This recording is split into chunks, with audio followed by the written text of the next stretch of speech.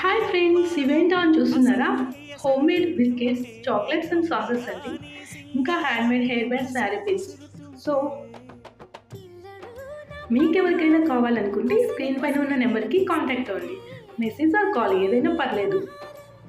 Healthy and టేస్టీగా ఉంటాయి. So తప్పకుండా ట్రై చేయండి ఫ్రెండ్స్. ఈ వ్యాలంటైన్స్ డేకి అయితే గిఫ్ట్గా కూడా ఇవ్వడానికి పనికొస్తాయి.